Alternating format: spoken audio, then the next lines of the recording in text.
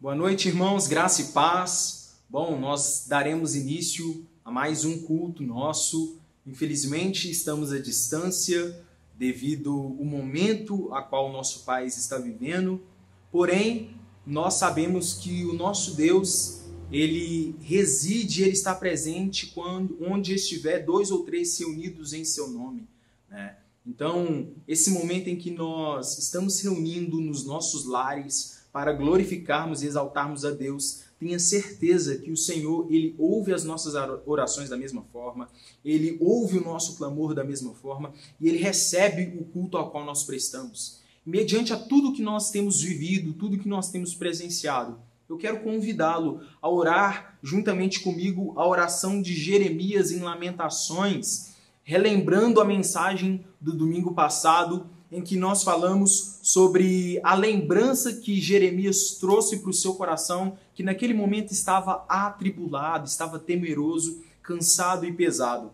E eu quero relembrar a breve passagem que nós refletimos na semana passada, que consta no livro de Lamentações de Jeremias, no capítulo 3, do verso 21, apenas nós leremos, que é a frase que eu quero que você guarde no seu coração mediante esse momento e que você reflita nela e faça tão somente como Jeremias no momento de dificuldade.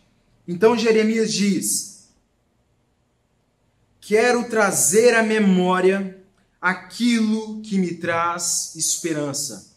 Então, em um momento de angústia, talvez em um momento de desesperança, em um momento difícil e conturbado que nós temos vivido, eu quero convidá-lo que você traga à memória aquilo que te traz esperança, aquilo que te traz fôlego de vida, aquilo que te dá sentido para continuar caminhando.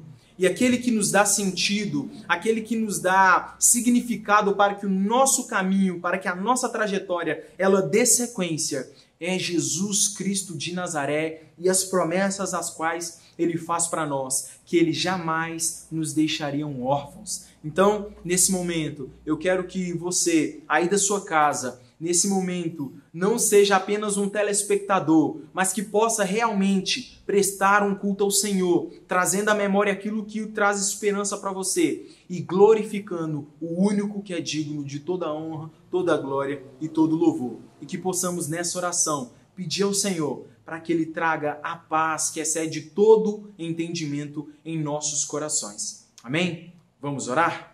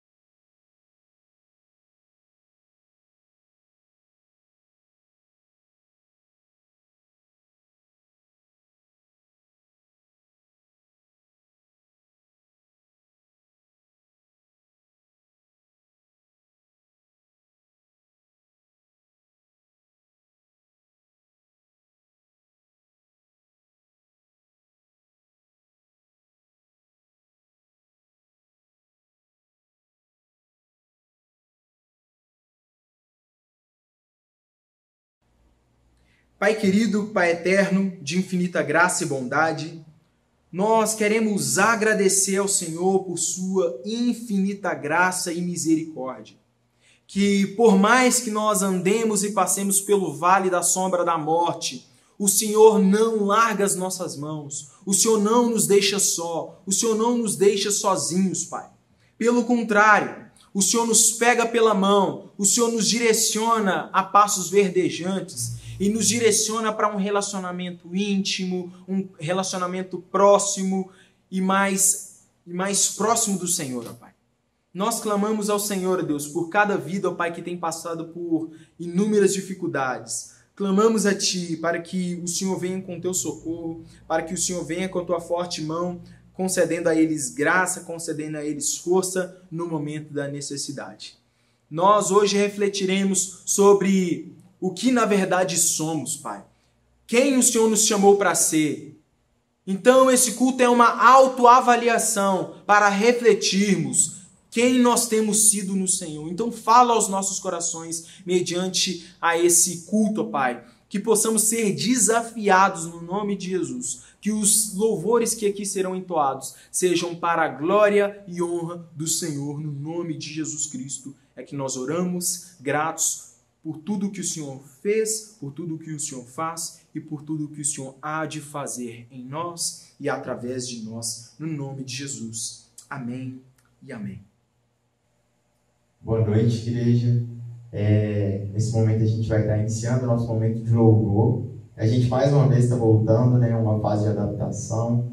A gente sabe que não é fácil e às vezes a gente pode se sentir desanimado, mas eu peço que você ore ao Senhor, que nós venhamos orar ao Senhor, para que Ele nos dê força, para que Ele nos dê compromisso com Ele, nesse momento em que é mais difícil.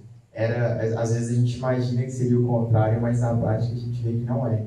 Tantas preocupações, tantas adaptações que a gente tem vivido, e a gente fica fora do eixo, a gente tem dificuldade de se comunicar com nossos irmãos, se comunicar com a nossa família, de se comunicar com os amigos, e Deus também é uma dificuldade dessa comunicação. Então que a gente venha orar ao Senhor para que Ele nos ajude a estarmos com compromisso com Ele, estarmos fiéis a Ele, porque apesar das circunstâncias, apesar da pandemia, apesar das dificuldades, a fidelidade do Senhor permanece. Então que nós venhamos adorar a Ele com alegria nessa noite, você se estiver sozinho ou com a sua família, e que o nome do Senhor seja glorificado.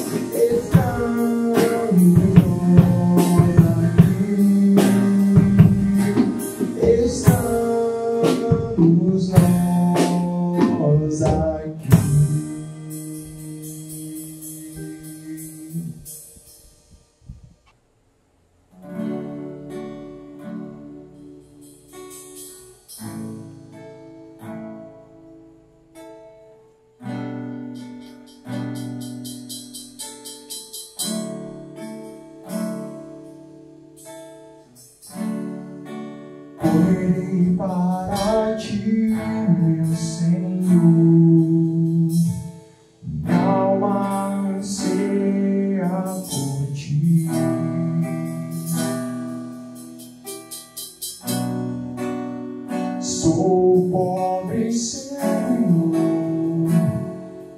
nada tenho pra te oferecer. Quero aos teus braços me entregar, pois sei que tu me aceitas como estou. Ó Deus, preciso do teu ouro, purifica-me, Senhor.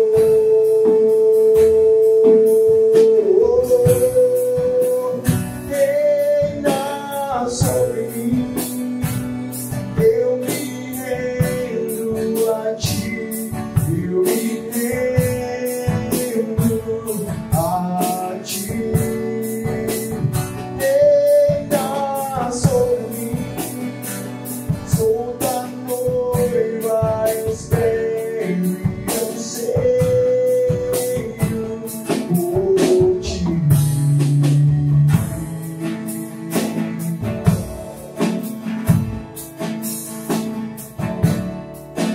Correrei para ti, meu Senhor, minha alma anseia por ti. Ó Deus, sou pobre e cego e nu, nada tenho pra te oferecer. Quero aos teus braços me entregar, eu sei que tu me aceitas como estou. Ó Deus, preciso do teu ouro,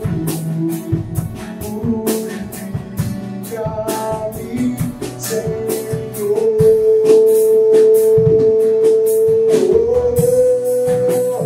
Reina sobre mim, eu me rendo a ti, eu me rendo a ti.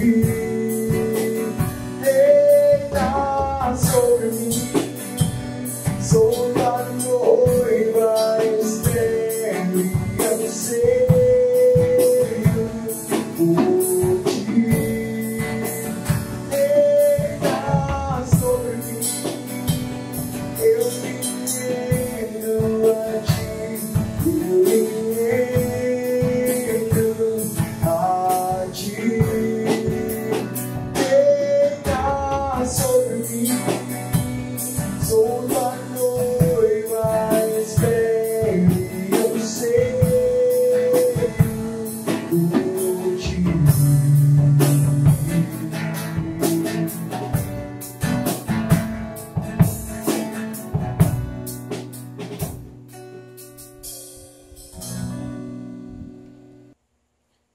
Irmãos, graça e paz, boa noite a todos novamente. Bom, após esses hinos maravilhosos entoados ao nosso Senhor, acredito que você louvou o Senhor aí da sua casa. Agora nós meditaremos na palavra e eu quero convidá-lo a abrir a sua Bíblia, sem mais delongas, lá no Evangelho de Lucas, no capítulo 8, do verso 4 ao verso 15. E hoje o que eu quero refletir com vocês, e o tema que eu intitulei essa mensagem é o que na verdade somos. E meditando nessa passagem que basicamente nós falaremos sobre a parábola do semeador, eu observo que aqui traz Jesus ensinos muito preciosos para nós e que eu quero abordar de forma muito clara, de uma forma analítica, o que Jesus quer trazer para nós aqui, para os seus discípulos, para que compreendamos as verdades que ele quer trazer nessa parábola. Amém? Então, Lucas, capítulo 8, do verso 4 ao verso 15, vai dizer o seguinte para a gente. Reunindo-se uma grande multidão e vindo a Jesus, gente de várias cidades, ele contou essa parábola. O semeador saiu a semear. Enquanto lançava a semente, parte dela caiu à beira do caminho. Foi pisada e as aves do céu a comeram. Parte dela caiu sobre pedras, e quando germinou, as plantas secaram, porque não havia umidade. Outra parte caiu entre espinhos, que cresceram com ela e sufocaram as plantas. Outra ainda caiu em boa terra, cresceu e deu boa colheita, a 100 por 1. Tendo dito isso, exclamou: aquele que tem ouvidos para ouvir, ouça. Seus discípulos perguntaram-lhe o que significavam essas parábolas.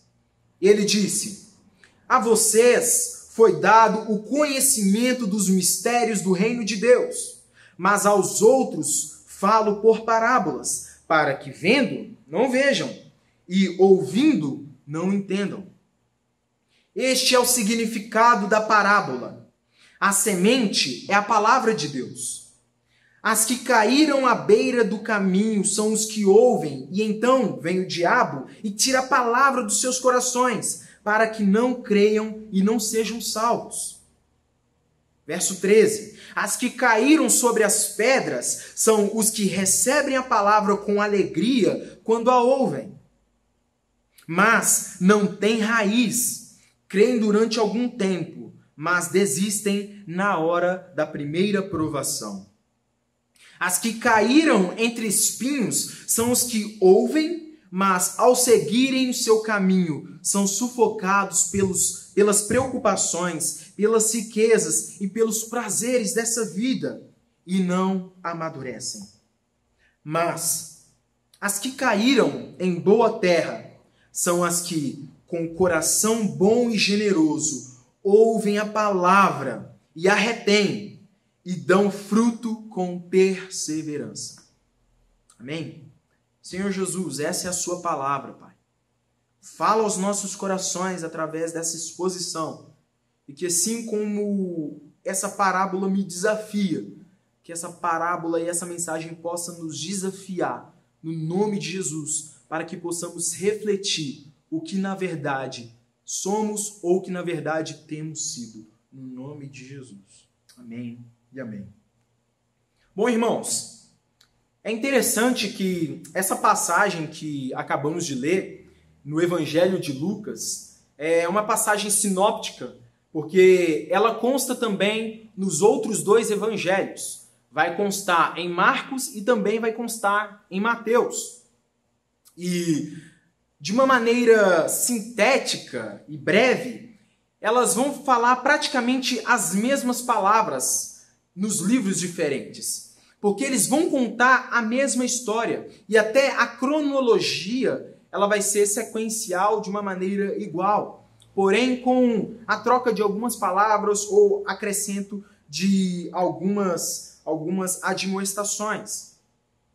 Porém, quando a gente lê lá no livro de Marcos, eu estou lendo aqui com vocês o livro de Lucas, mas no livro de Marcos, quando a gente analisa o contexto do capítulo 3, porque essa passagem em Marcos consta no capítulo 4, logo no capítulo 3, é interessante que o contexto que antecede a história a qual nós lemos aqui é que Jesus cura um homem com a mão atrofiada, com a mão mirrada, em um sábado em uma sinagoga.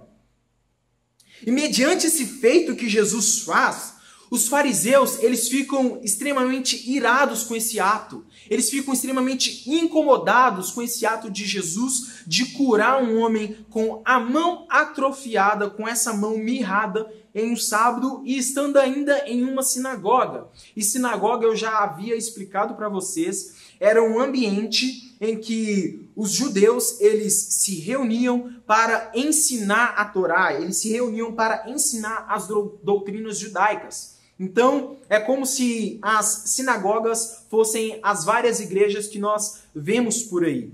Haviam várias sinagogas. Templo havia um, mas sinagogas onde era o ensino da palavra haviam várias. E Jesus ele faz esse feito em uma sinagoga e em um sábado curando um homem.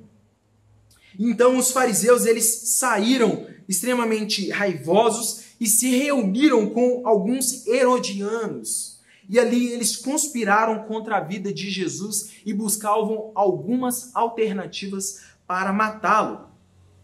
E com essa atitude desses fariseus, juntamente com esses herodianos, a fim de matarem Jesus, é como que se essa atitude eles provassem, como se eles reprovassem a presença de Jesus ensinando nas sinagogas. Eles não estavam satisfeitos com a presença de Jesus, com a pessoa de Jesus ensinando naquele ambiente. E é como se eles fechassem as portas das sinagogas para que Jesus não ensinasse mais naquele ambiente. Então, diante desse contexto, Cristo ele se retira com os seus discípulos e juntamente com eles uma grande multidão. E ali Jesus ele vai em direção para o mar, para uma praia. E ali segue uma grande multidão Jesus. E ali Jesus ele é acometido e perseguido por essas multidões e regiões da Galileia e regiões circunvizinhas. E vão em direção à praia. E ali ele faz daquele ambiente aberto, daquele ambiente público, o local para ensinar e acolher as multidões. E o interessante é que com essa atitude, Cristo, de certa forma, ele nos ensina e ele mostra na sua atitude o ato de não sacralizar a geografia. Ele não sacraliza o ambiente da sinagoga, porque ele nos ensina aqui, com essa atitude, que todo o ambiente é um local onde é possível ensinar a palavra de Deus. Então, nesse contexto, Jesus, ele pega o barco, ele vai até uma margem do mar, ele fica até uma certa distância, e a multidão fica na areia do mar, na areia da praia, ouvindo os ensinamentos de Jesus. E era como se a areia fosse o templo e como se o barco fosse o púlpito de Jesus. E Jesus ali, ele exclamava a pregação do evangelho, ele proclamava as boas novas e ali ele trazia ensinos também através de parábolas. E logo no verso 10, eu quero que nós tenhamos atenção nesse ponto. Após proferir essas parábolas que nós acabamos de ler, os discípulos ficavam em dúvida sobre o que Cristo havia dito. Eles estavam extremamente angustiados, sem poder entender o que Cristo queria trazer com essas parábolas. Então Cristo, no verso 10, eu quero que você leia comigo, ele vai dizer: a vocês foi dado conhecimento dos mistérios do reino de Deus, mas aos outros falo por parábolas, para que vendo, não vejam, e ouvindo, não entendam. É interessante que no seu comentário, Hernandes Dias Lopes, ele comenta que a parábola é o método usado por Jesus para servir de janela de entendimento para uns e de porta fechada para outros. É uma verdade bíblica inegociável que o próprio Jesus exclama aqui. Então, Jesus, ele meio que utiliza as parábolas para que uns entendessem os mistérios do reino, mas também outros, com o coração cauterizado, com o coração jaz duro, não compreendessem as palavras e os mistérios do reino. Era como se, pois somente aqueles que receberam com sinceridade de coração têm olhos abertos. Então, somente os verdadeiros discípulos que receberam as palavras de Jesus possuem neles o desejo de ir mais além, ir mais profundo e compreender os mistérios da palavra de Jesus.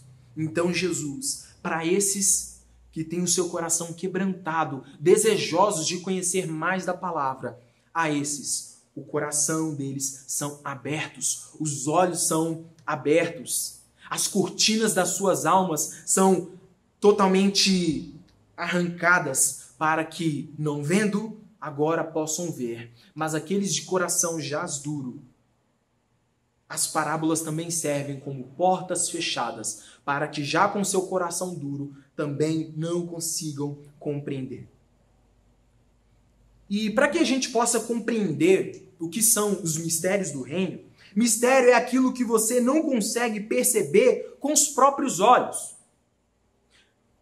O mistério é aquilo que está oculto, aquilo que está escondido, aquilo que não está às claras da sua visão.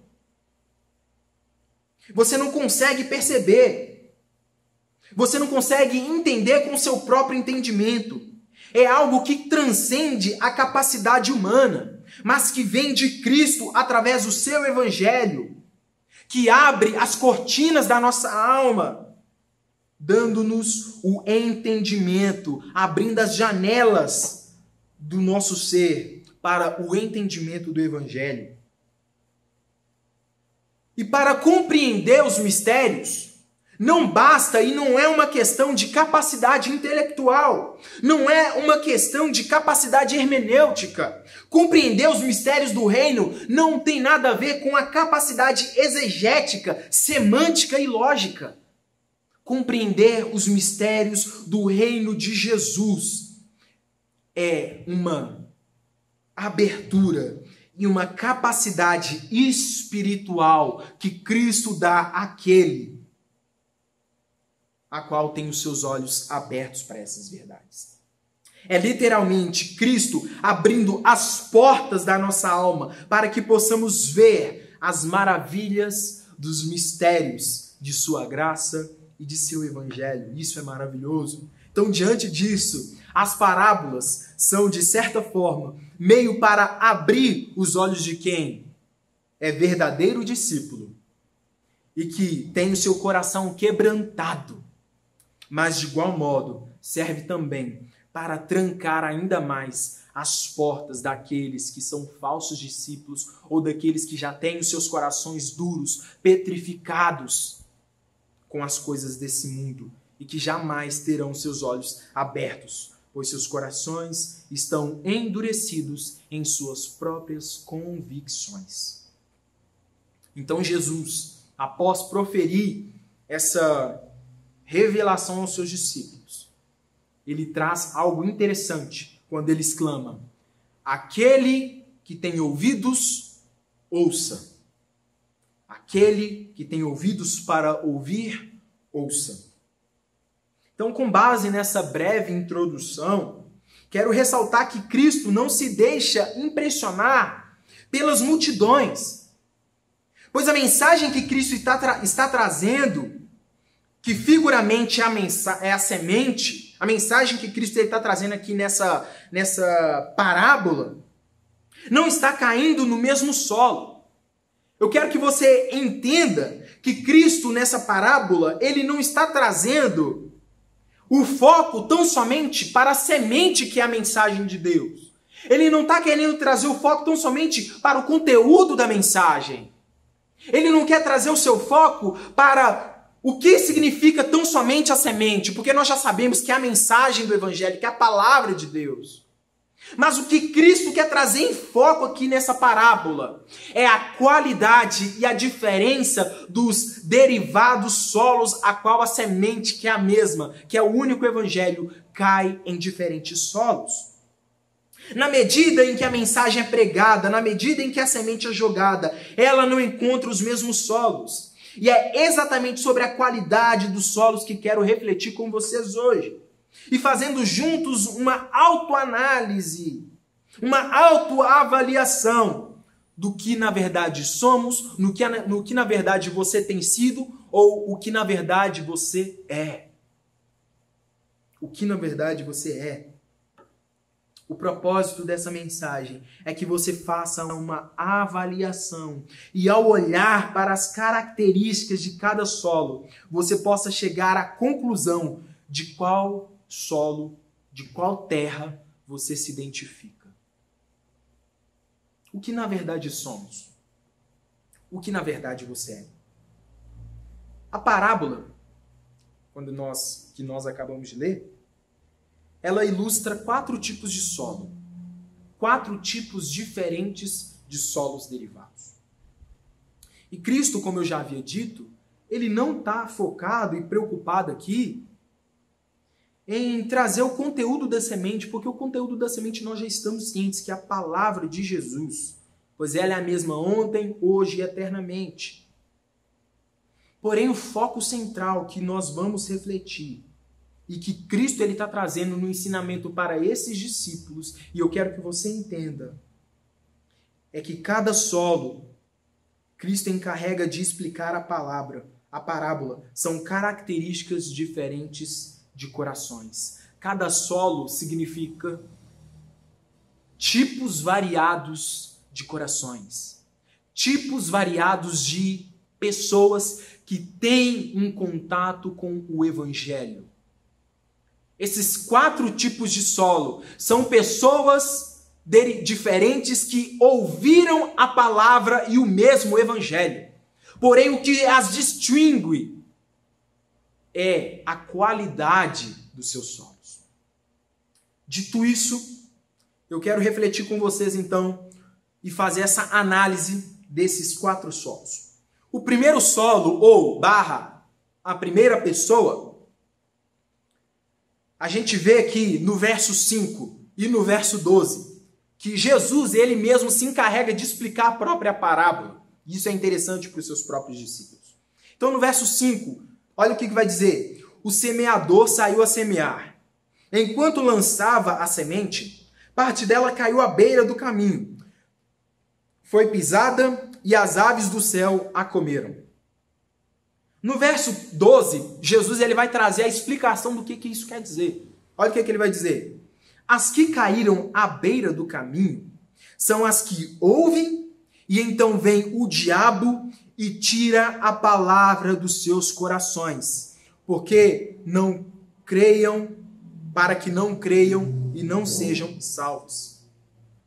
Aqui Jesus, irmãos, ele ilustra e traz aqui, evidentemente, que Satanás, sim, ele existe, Satanás, sim, ele é o inimigo das nossas almas, e sim, ele anda em derredor da sua igreja, como um lobo feroz, em busca de tragar uma ovelha.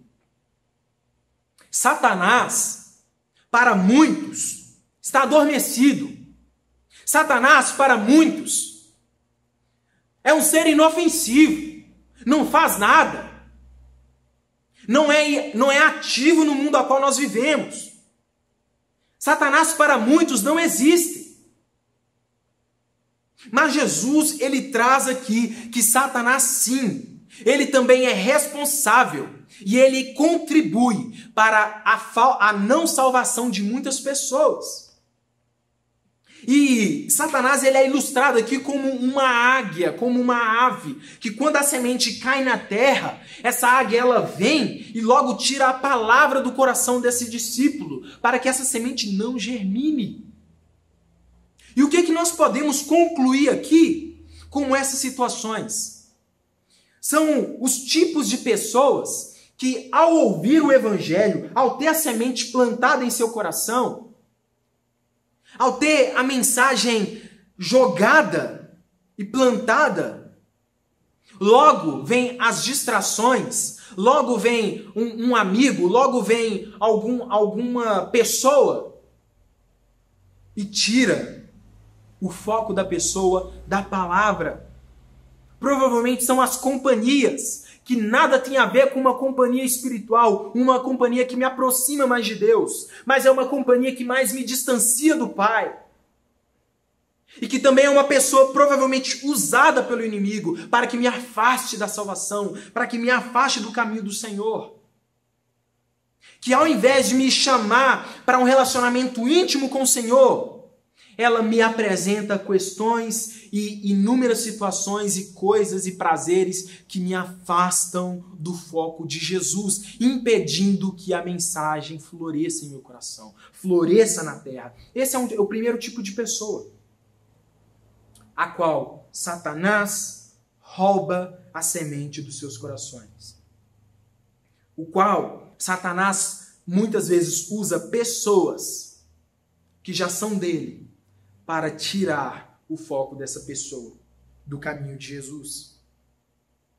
Assim atua Satanás na vida de muitos Até ouvem a palavra, mas logo ele vem e seduz com o mundo jaz do maligno, trazendo essa sedução, talvez ensinando ou trazendo e cauterizando a mente, ensinando que o cristianismo não é isso tudo, que o cristianismo é equivocado, que o cristianismo ele está errado em muitas questões. Refutando ou tentando refutar a inerrância da palavra de Deus, colocando a dúvida no seu coração, para que você não creia. E talvez Satanás ele chega na sua vida travestido de amizades, que ao invés de te aproximar do Senhor, elas te distanciam, te colocam para dentro de um barco. E ali eles remam, te apresentando prazeres, te apresentando inúmeras questões do mundo. E quando você vai ver, você já está a milhas e milhas de distância do Senhor.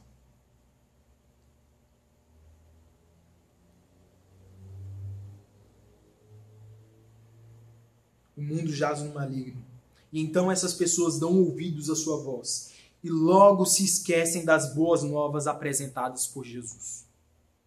Porque não dá tempo, não dá o devido processo para que a palavra germine e cresça. É a característica do primeiro solo e a característica da primeira pessoa, do primeiro coração. E quantas pessoas nós, talvez e provavelmente nós não conheçamos que estejam nessa situação? Que um dia provaram e estiveram na casa do Senhor, mas que devido dar ouvidos a amizades que eram amizades enviadas pelo inimigo, que não eram amizades que eram do seio da igreja, então essas pessoas se apartaram da verdade do Evangelho e agora estão completamente distantes do Evangelho de Jesus. É Jesus quem está falando. É uma realidade. É uma realidade a qual provavelmente você já viu, ou se ainda não viu, provavelmente há de ver.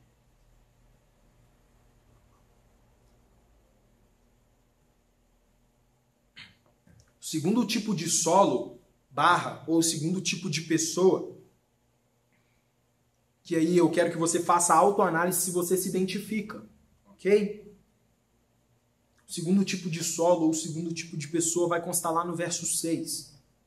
E a explicação vai estar no verso 13. Olha o que Jesus vai dizer. Parte dela, outra semente, né? Outra semente, parte dela, caiu sobre pedras. E, quando germinou, as plantas secaram, porque não havia umidade. Aí Jesus traz a explicação no verso 13. As que caíram sobre pedras são os que receberam a palavra com alegria quando a ouviram. Olha que interessante, irmãos, por favor. As que caíram sobre pedras são os que receberam a palavra com alegria e entusiasmo. Entusiasmo. Mas não tem raiz. Creem durante algum tempo, mas desistem na hora da provação. E olha que interessante a característica dessa segunda pessoa, ou dessa segunda qualidade de solo, ou desse segundo coração. É que é uma pessoa que recebeu a palavra, ela ouviu a mensagem do Evangelho, e ela ficou extremamente animada, empolgada com as verdades do Evangelho. Ela ficou quebrantada. Ela ficou encantada com as doçuras que o Evangelho ele transmite. E ali, olha o que Jesus diz.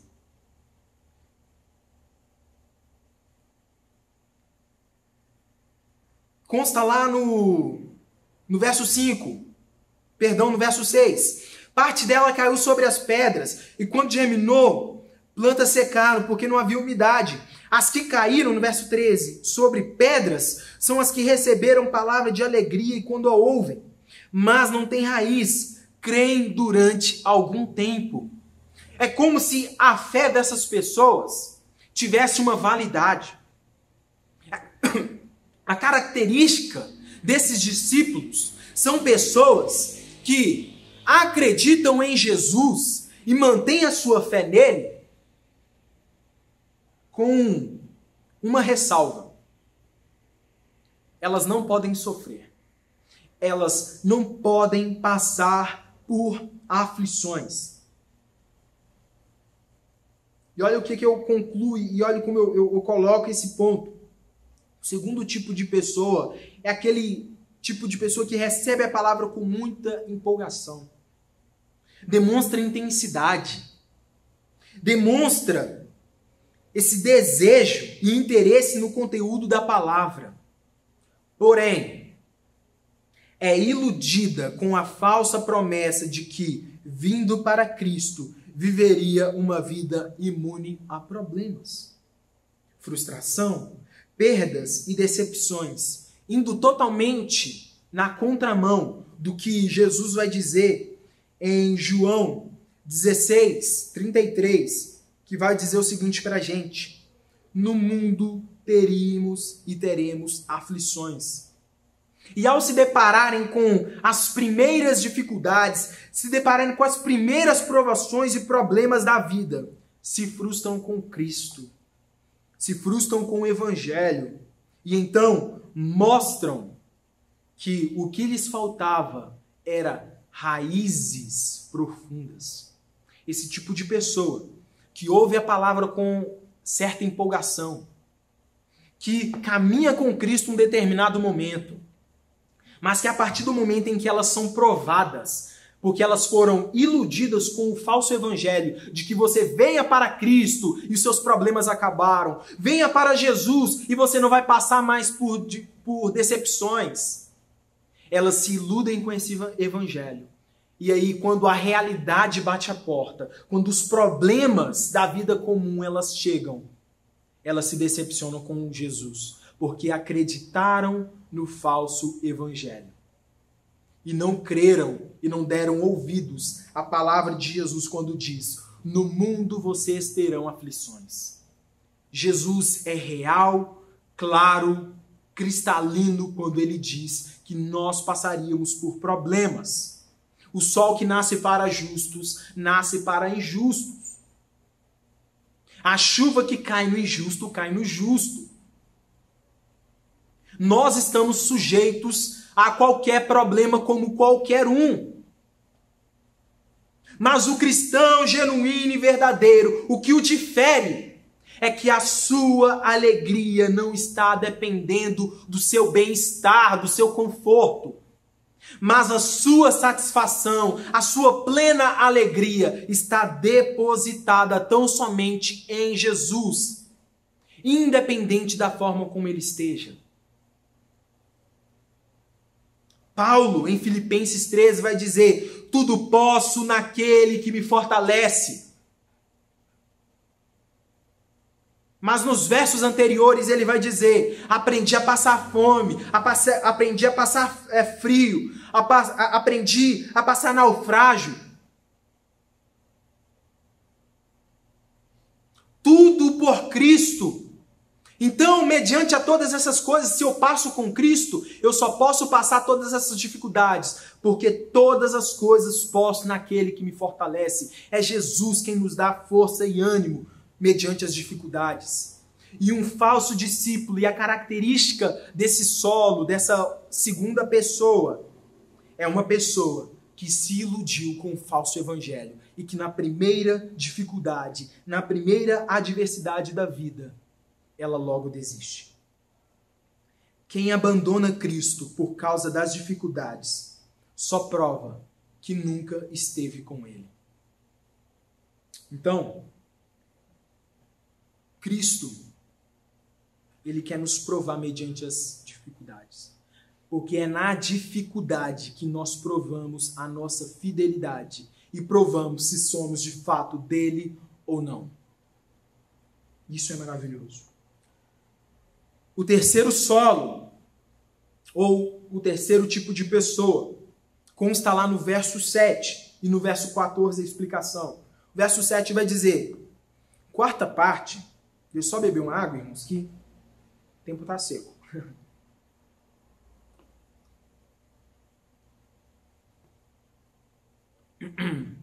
terceiro tipo de pessoa, que como eu havia dito, está lá no verso 7, vai dizer o seguinte: outra parte caiu entre espinhos, que cresceram com ela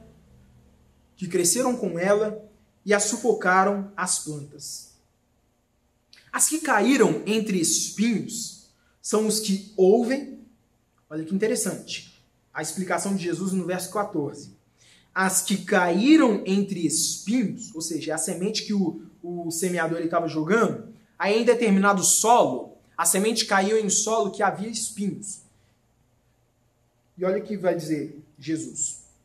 E Jesus ele usa características do campo, características rurais, para ilustrar as verdades eternas.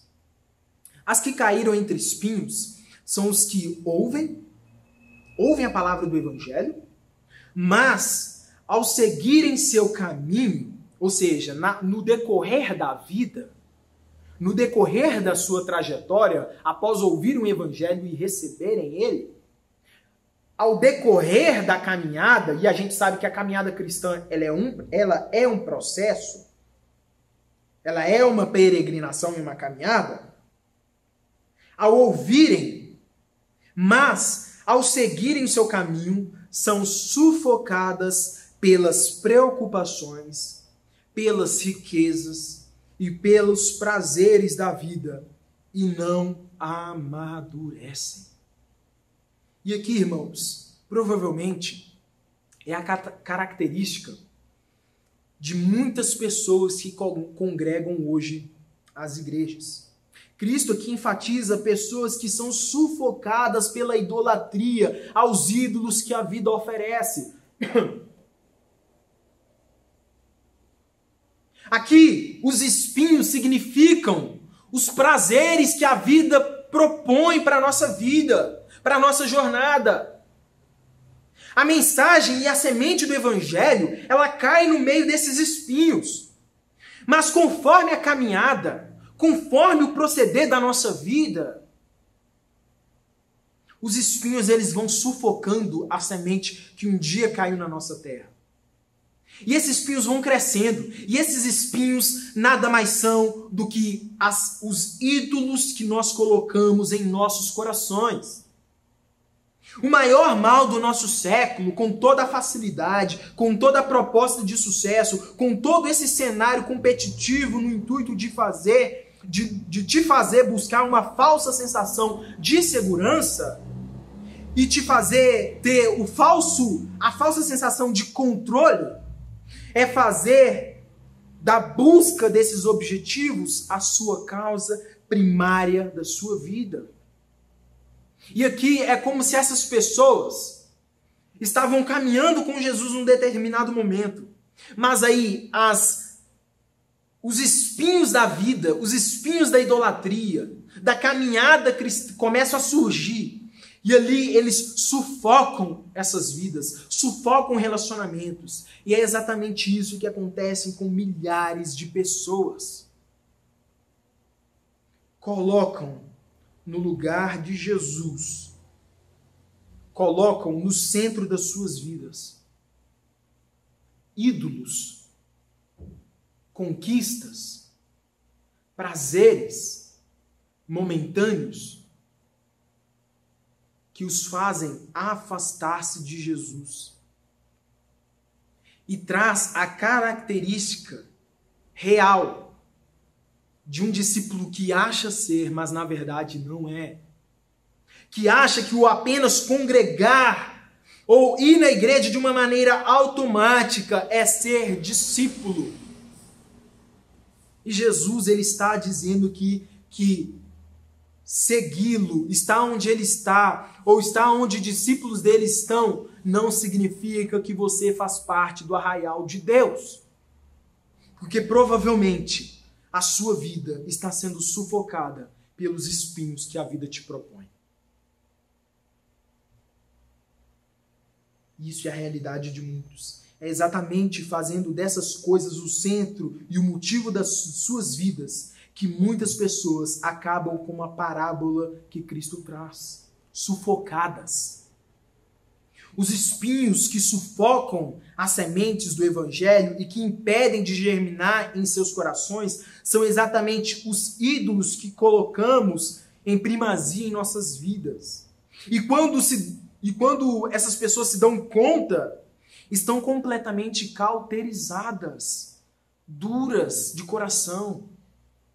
Elas estão insensíveis à voz do Espírito. As coisas cotidianas tomaram as verdades do Evangelho para as suas vidas. Jesus já não faz mais parte da sua rotina. Jesus já não faz mais parte do seu calendário. E se Jesus não faz parte do seu calendário, ele não é prioridade. E se ele não é prioridade, provavelmente você não é discípulo dele. Porque o verdadeiro discípulo de Jesus encontra doçura nas palavras dele e quer buscá-lo constantemente, profundamente. Então elas são completamente cauterizadas e dominadas pelas paixões dessa vida efêmera, passageira, que o mundo nos oferece. O mundo traz muitas distrações, meus irmãos. O mundo traz inúmeras propostas que parecem boas, parecem agradáveis, que parecem nos direcionar para o caminho correto, mas na verdade estão de uma maneira sutil nos afastando continuamente do Evangelho de Jesus. Então, a característica dessas pessoas são essas. Provavelmente até frequentam a igreja, fazem parte de uma igreja, mas não entenderam o que é ser discípulo de Jesus. Porque Jesus não quer discípulos parciais, mas ele quer discípulos em sua integralidade no viver. Se você não está disposto a dar seu tudo, Jesus não está interessado em sua metade. E o quarto tipo de pessoa, ou o quarto tipo de solo que Jesus traz aqui pra gente, é totalmente diferente da característica dos demais. Do verso 8 vai dizer: outra ainda caiu em boa terra, em bom coração, cresceu e deu boa colheita, a 100 por 1. No Evangelho de Marcos e no Evangelho de Mateus, eles vão citar as proporções que esses frutos dão. Em Mateus, ele vai citar de 30 a 70 e a 100 por 1. Marcos, ele vai citar 30, 70 e a 100 por 1. Mas Lucas aqui, ele se trata em focar tão somente no fruto maior, no fruto mais de qualidade. Então ele já vai para o 100 por 1, quando dá muitos frutos. Então ele fala aqui, e dá 100 por 1. Tendo dito isso, exclamou: aquele que tem ouvidos, ouça o que o Espírito diz. E no verso 15, explicando o que isso significava, Jesus diz: mas as que caíram em boa terra são os que, com coração bom e generoso, ouvem a palavra. Entenda, com coração bom e generoso, ouvem a palavra. Todos, olha o que as outras sementes e os outros corações têm em comum. Todos ouviram a palavra. Todos receberam a mesma semente. Todos receberam o mesmo conteúdo. Mas o que os diferiu foi a qualidade dos seus corações, a qualidade da sua terra. Foi a característica em que seus corações se encontravam.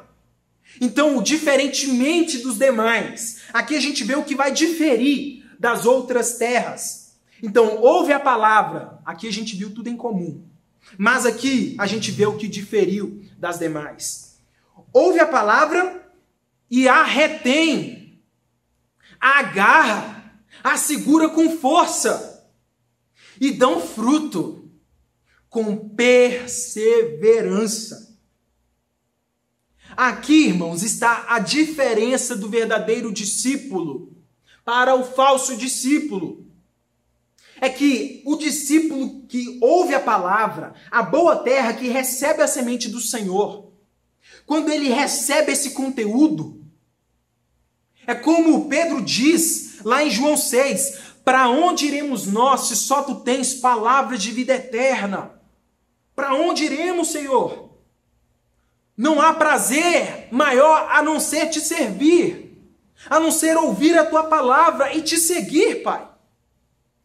Basicamente, essa é a característica do discípulo. Então, ele agarra a palavra como se fosse o único tesouro a qual ele tem. Então, ele retém essa palavra, ele segura com força. A quarta pessoa citada por Jesus é diferente das outras. 3 pessoas. Percebemos que há uma sequência na vida do verdadeiro discípulo que Jesus ilustra nessa quarta pessoa, ou nesse quarto sol. Ela ouve a palavra com um bom coração e com boa vontade, mas diferente das demais pessoas, ela retém, ela segura. E é exatamente esse ato de reter a palavra, guardar no seu coração, firmar essa palavra, segurá-la com todas as suas forças, faz com que essas palavras entrem dentro do nosso ser, entre dentro do seu ser e comece a gerar a verdadeira transformação, que é evidenciada pelo quê? Pelos frutos. Pelos frutos. E são esses mesmos frutos. Não são gerados de forma fácil, mas são gerados de forma dolorosa e difícil. Pois Jesus, ele diz que eles são gerados com perseverança. E sem perseverança, você jamais vai manter um relacionamento com o Pai. O verdadeiro discípulo encontra no Evangelho de Cristo a única fonte da sua satisfação e felicidade. E compreende que somente Cristo possui as palavras de vida eterna. A característica do bom solo, a característica do bom coração, a característica da vida que foi alcançada verdadeiramente pelo Evangelho de Jesus. É uma vida que ouviu a palavra, mas não apenas ouviu, mas reteve essa palavra em seu coração. E ao reter essa palavra, e o significado do reter aqui, reter é entender, é trazer para dentro do seu coração, é entender a sistematização da palavra, é compreender o que a mensagem diz. E ao compreender a palavra, a prática vem. E quando a prática dessa palavra é aplicada, os frutos nascem. E aí os frutos da perseverança em caminhar com Jesus são evidenciados. Para concluirmos, ainda hoje, essas coisas impedem as pessoas de seguirem a Cristo e de dar fruto para a vida eterna. E eu quero listar 4 coisas. O primeiro deles, o desinteresse. Há muitas pessoas que estão desinteressadas do reino de Deus. Pessoas que hoje ouvem a palavra, mas não possuem nenhum tipo de interesse em ir além. Elas estão satisfeitas em apenas ouvir um culto, ouvir uma mensagem esporádica. Elas estão satisfeitas em apenas ouvir ou ouvir uma música bonita que fala de Deus, mas não possui nenhum interesse nas causas do reino.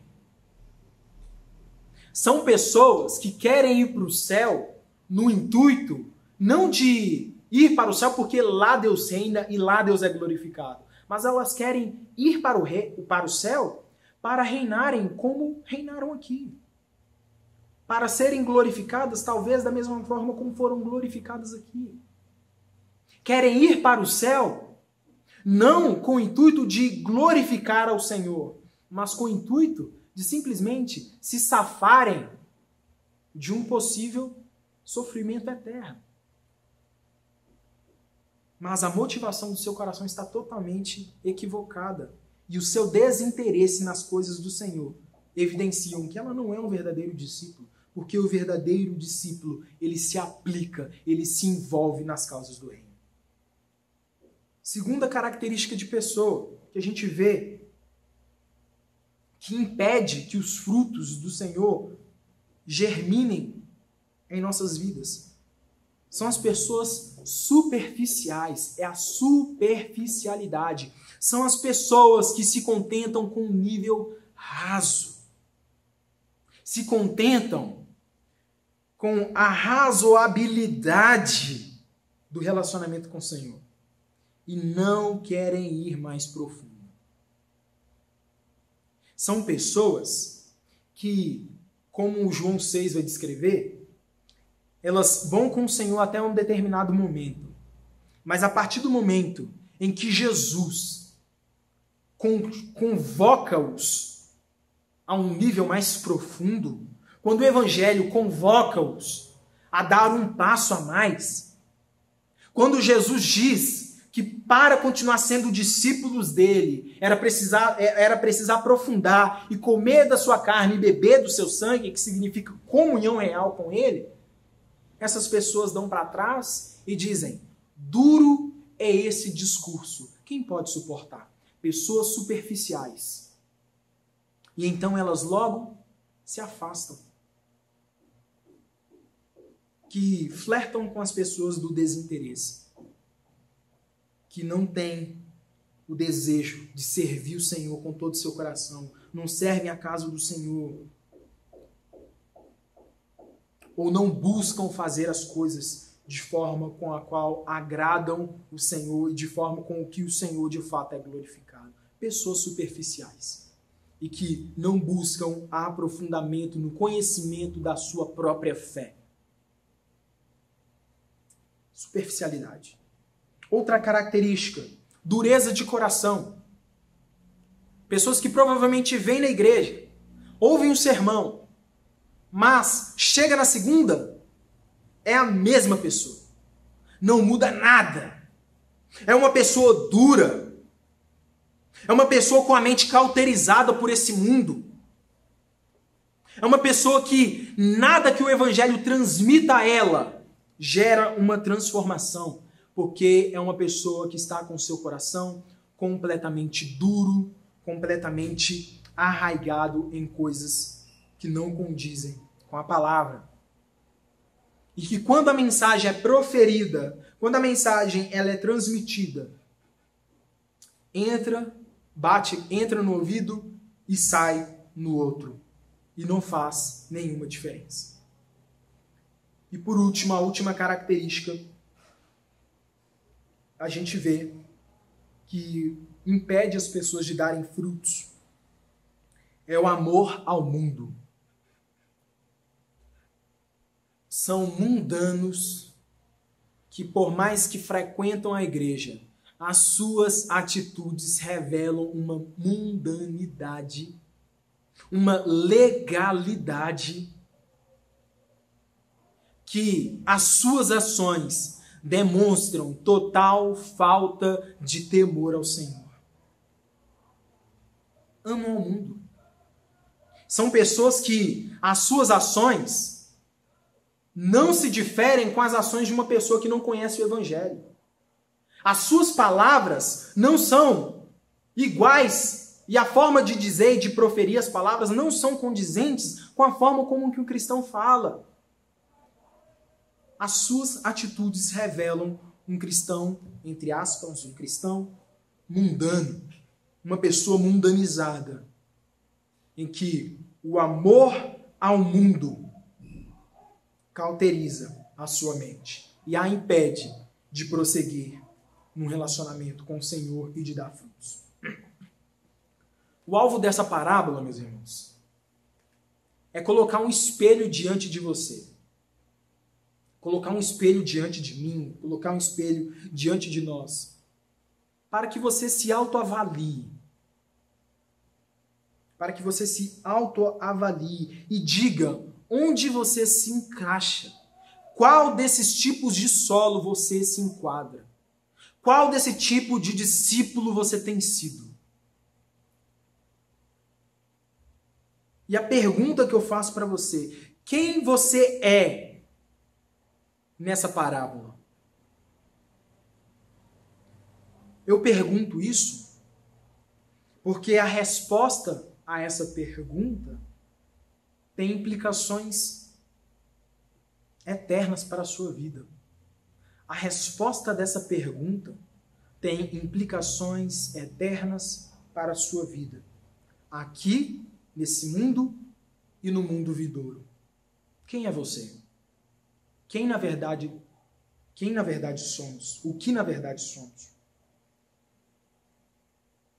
Meu desejo, a mim e a você, é que Cristo nos ajude a sermos como bom solo, que ao receber a semente, receber a palavra do Senhor, gere frutos de perseverança e evidenciando a real salvação que Cristo gerou em nossas vidas, no nome de Jesus Cristo. Que em Cristo Ele te abençoe e que Ele te conceda uma excelente semana. Que Cristo nos abençoe. Amém e amém.